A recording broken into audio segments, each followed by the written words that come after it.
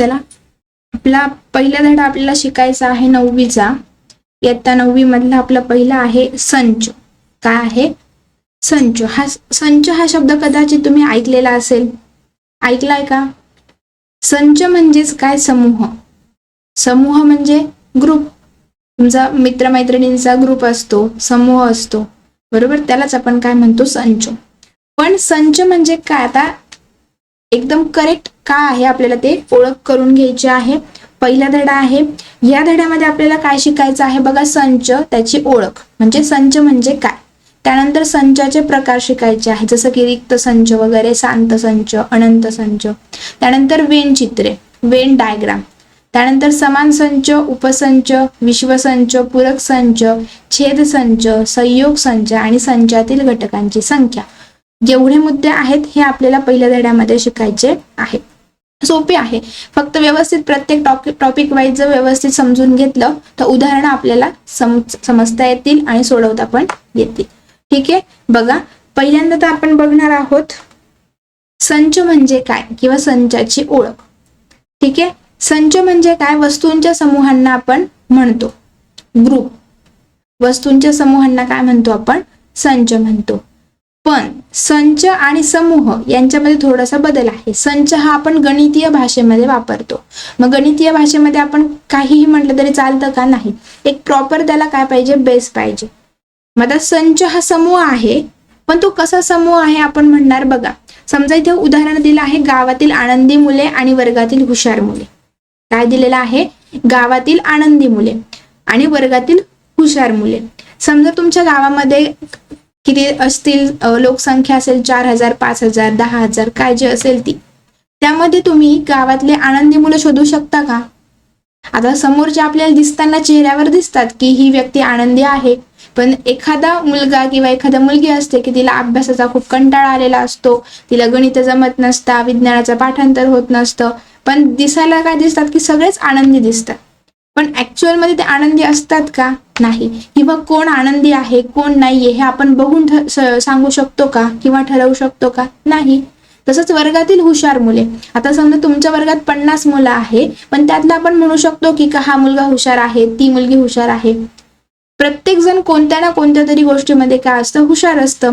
मग एक आपण डायरेक्ट असं म्हणू नाही शकत की एवढे मुलं हुशार आहे किंवा एवढे मुलं हुशार नाहीये, बरोबर? असं आपण डायरेक्ट म्हणू शकत नाही. मग हे जे गावातील आनंदी मुले किंवा वर्गातील हुशार मुले हे जे दोन उदाहरणं आहे, यामध्ये काय आहे? समूह आहे बघा. गावातील आनंदी मुले अनेक मुलं असू शकतात, अनेक मुली असू शकतात. वर्गातील हुशार मुले खूप जास्त पण असू शकतात, 2पेक्षा जास्त, 10, 12, 15 किती पण हुशार असू शकतात. तो समूह आहे, पण आपण त्यांना संच म्हणू शकत नाही. का म्हणू नाही शकत? बघा, संचाची इथे आपल्याला व्याख्या दिली आहे. ज्या समूहातील घटक अचूक व नेमकेपणाने सांगता येतात त्या समूहांना आपण संच म्हणतो. काय म्हणतो? की ज्या समूहातील घटक आपण अचूकपणे आणि नेमकेपणे कन्फर्म 100% शुअर सांगू शकतो त्यांना आपण काय म्हणतो? संच म्हणतो. जसं की बघा, आता मी सांगितलं गावातील आनंदी मुले, नाही सांगू शकत 20 मुलं आनंदी आहेत का 50 मुलं आनंदी आहे, 20 मुलं हुशार आहेत का त्याच्यापेक्षा जास्त अजून हुशार आहे, कन्फर्म नाही सांगू शकत आहे, बरोबर? त्यामुळे हे समूह आहे पण ते संच नाहीये. ठीक आहे, त्यावरचे अजून उदाहरण आपण इथे बघूयात. बघा, आठवड्याचे 7 वार. आता कुठेही जा तरी आठवड्यामध्ये काय असतात? 7 वार असतात. कन्फर्म सांगू शकतो. शनिवार, सोमवार, मंगळवार, बुधवार कोणताही आपण विचारला तरी सांगू शकतो. म्हणजे हे जे पहिलं उदाहरण आहे हे संच होऊ शकतो. काय आहे तो? संच आहे. कारण आपण सांगू शकतो की हो, आठवड्यामध्ये 7 वार असतात आणि सोमवार ते शनिवार, रविवार हे सगळे काय आहेत? 7 वार आहेत. मग आपण म्हणू शकतो की आठवड्याचे 7 वार हे काय आहे? संचाचं उदाहरण आहे. ठीक आहे, त्यानंतर बघा पुढचं आहे एका वर्षाचे महिने. आता एका वर्षामध्ये 12 महिने असतात. मराठी महिने घेतले तर चैत्रपासून सुरू होतो आणि आपण इंग्रजी महिने घेतले तर जानेवारी, फेब्रुवारी वगैरे आपण ते सांगू शकतो. म्हणजे याचा अर्थ काय? की एका वर्षामध्ये 12 महिने आहे आणि प्रत्येक महिन्याचं नाव आपण सांगू शकतो. म्हणजेच एका वर्षातले महिने हे सुद्धा काय आहे? संच आहे, बरोबर? त्यानंतर वर्गातील शूर मुले. आता परत बघा, वर्गात आहे समजा 50 मुलं, पण किती शूर आहे सांगू शकतो का? नाही सांगू शकत. त्यामुळे वर्गातील शूर मुले हे आपण संचाचं उदाहरण म्हणू शकत नाही. त्यानंतर बघा, पहिल्या 10 मोज संख्या. पहिल्या 10 मोज संख्या 1 ते 10 मोजू शकतो, सांगू शकतो, कन्फर्म आहे संच. महाराष्ट्रातील बळकट किल्ले सॉरी, आता किल्ले आहेत, भरपूर किल्ले आहेत, पण आपण कन्फर्म नाही सांगू शकत की हा बळकट आहे का नाही आहे, बरोबर. त्यामुळे 5वं जे उदाहरण आहे ते संच मध्ये येत नाही.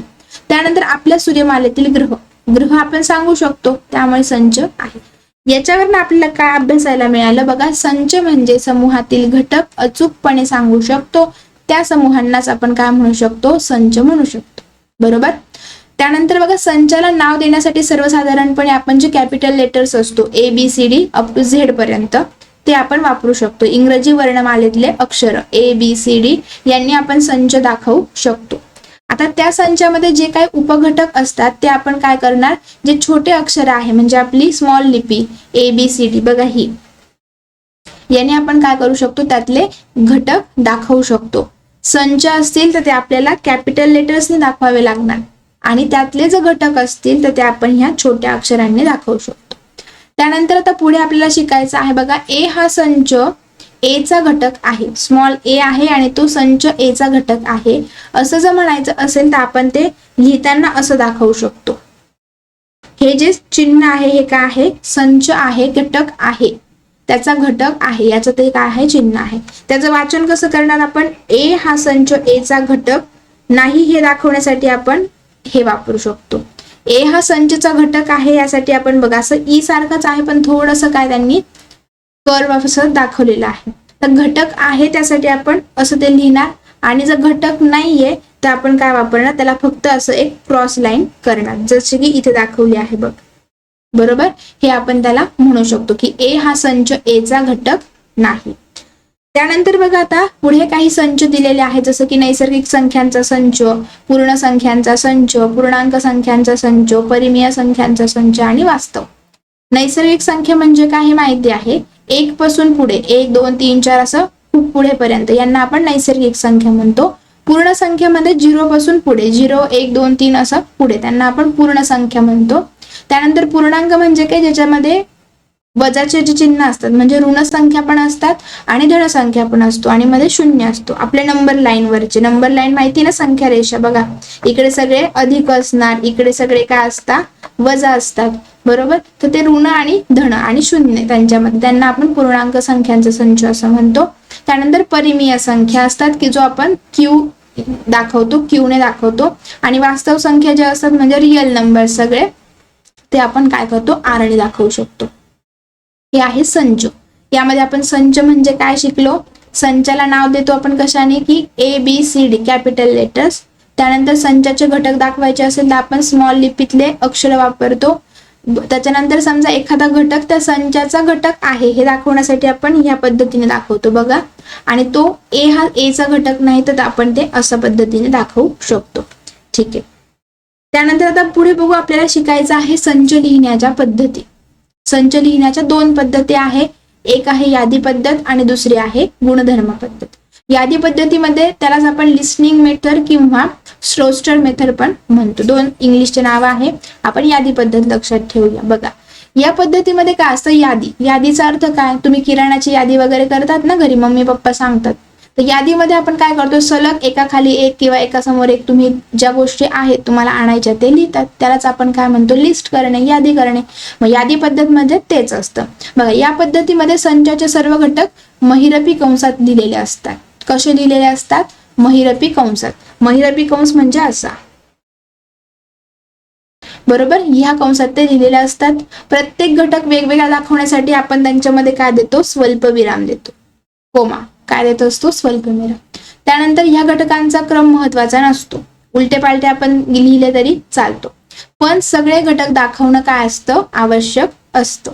आणि एखादा घटक आहे की तो जर एकापेक्षा जास्त वेळेस आलेला आहे तरी पण तो आपल्याला एकदाच लिहावा लागतो. ठीक आहे, ही आहे यादी पद्धत. त्याचं आपण उदाहरण बघूया. बघा 1 ते 10 मधील विषम संख्यांचा संच यादी पद्धतीने पुढील प्रमाणे लिहिता येईल. आता काय लिहायचं आहे, संच. संच लिहिण्यासाठी पहिल्यांदा आपण कशाने दाखवत होतो, कोणत्या तरी कॅपिटल लेटर्सने. समजा मी दाखवला, मी A ने दाखवला. संच आपण कशात लिहितो, पहिल्यांदा काय बघितलं, महिरपी कंसात, त्यामुळे महिरपी कंस करा. आणि काय सांगितलं आहे, 1 ते 10 मधील विषम संख्यांचा संच. विषम संख्या कोणत्या आहेत, विषम संख्या 1 आता प्रत्येक संख्या वेगवेगळ्या दाखवण्यासाठी आपण काय वापरतो? स्वल्पविराम. त्यामुळे स्वल्पविराम द्या. त्यानंतर आहे 3, नंतर कोण आहे 5, नंतर आहे 7 आणि 9. आता इथपर्यंत संपलं. महिरपी कंस काय करा? पूर्ण करा. कारण त्यांनी 1 ते 10 मधल्या सांगितल्या म्हणून आपण 9 पर्यंत लिहिली. बरोबर. हे आहे आपलं उदाहरण. आपण तुम्हाला सोडवून दाखवलं मी की 1 ते 10 मधील विषम संख्यांचा संच लिहायचा होता, तो या पद्धतीने आपण लिहू शकतो. अजून एक दुसरं उदाहरण आहे बघा, की जे मी शेवटी वाक्य वापरलं. एकापेक्षा जास्त जर घटक येत असतील तरी पण ते आपल्याला एकदाच लिहावे लागतात. जसं की रिमेंबर ह्या शब्दातील अक्षरांचा संच आपल्याला लिहायचा आहे. संच लिहायचा आहे. समजा आपण तो दाखवूयात बी ने महिरपी कंसात दाखवणार. बरोबर. बघा आता आर, परत आर एकदा आलेला आहे, दोनदा आर आहे, पण तरी पण तो काय आपल्याला एकदाच लिहायचा आहे. लिहिला. त्यानंतर आहे बघा ई. ई किती वेळेस आलेला आहे? 3दा, तरी पण तो आपल्याला एकदाच लिहायचा आहे.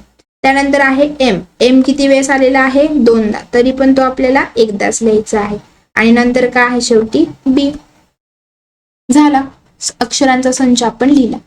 आता समजा एखादा जो हुशार असेल तो म्हटला नाही मॅडम मला असं लिहायचंय, बी ई आर एम, काहीच प्रॉब्लेम नाही, लिहू शकतात तुम्ही. कारण आपण इथे शिकलो यामध्ये घटकांचा क्रम महत्वाचा नसतो. एखाद्याला वाटलं की आपण बरोबर सरळ पद्धतीने लिहा, एखाद्याला वाटलंच की नाही असं उलट लिहायचंय, शिक्षकांना आपल्याला कन्फ्यूज करायचंय, तरी आपण करू शकतो. तुम्ही लिहा. दोन्ही पण पद्धती काय आहे? बरोबर आहे. फक्त एवढंच की ते महिरपी कंसात आले पाहिजे, कोमा आला पाहिजे, आणि एकापेक्षा जास्त जरी असतील घटक तरी ते आपल्याला एकदाच काय करावे लागतात? लिहावे लागतात. ठीक आहे. समजलं यादी पद्धत. यावरचे उदाहरण आपल्याला सराव संचामध्ये शिकायचे आहे. पण त्या अगोदर आता आपल्याला दुसरी पद्धत शिकायची आहे. कोणती आहे ती? गुणधर्म पद्धत. पहिली यादी पद्धत कळली. बघा, सर्व घटक आपण महिरपी कंसात लिहिणार. प्रत्येक घटक वेगळा दाखवण्यासाठी आपण काय करणार? स्वल्पविराम देणार. घटकांचा क्रम महत्वाचा नसतो, पण सगळे घटक दाखवणं काय असतं? आवश्यक असतं. ठीक आहे. पुढे बघूया. त्यानंतर आहे आता बघा दुसरी पद्धत, गुणधर्म पद्धत. काय आहे गुणधर्म पद्धत? त्याला रूल मेथड किंवा सेट बिल्डर फॉर्म पण म्हणतात. तर गुणधर्म पद्धत काय सांगते बघा. तर यादी पद्धतीमध्ये खूप सोपं होतं. काही मुलांना गुणधर्म आणि यादी पद्धतीमध्ये यादी पद्धत सोपी वाटते कारण ते डायरेक्ट लिहायचं असतं. गुणधर्म पद्धतीमध्ये थोडंसं काय कन्फ्युजन आहे, त्यामुळे ते जरा व्यवस्थित समजून घ्या. बघा, गुणधर्म पद्धत, गुणधर्म याच्यातच त्याचा अर्थ आहे. त्याचे गुणधर्म आपल्याला लिहायचे असतात. त्या गुणधर्मांवरनं आपण तो संच ठरवू शकतो.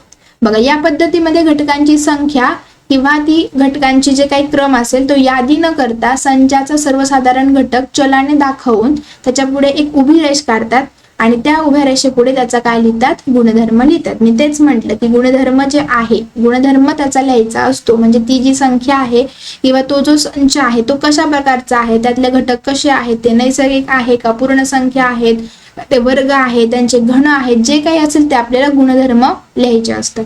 बरोबर. जसं इथे आपल्याला दिलेलं आहे बघा एक उदाहरण, ए संच ए बरोबर महिरपी कंसामध्ये आहे एक्स, परत उभी रेषा आहे एक्स, आणि एक्स हा जो घटक आहे तो कशाचा आहे? एनचा.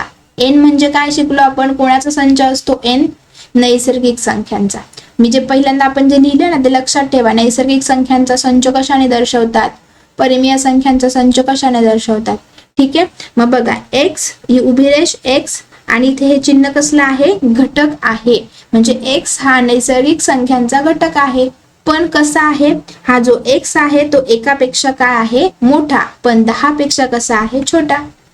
हे त्याचं काय आहे? गुणधर्म. याला आपण गुणधर्म पद्धत असं म्हणतो.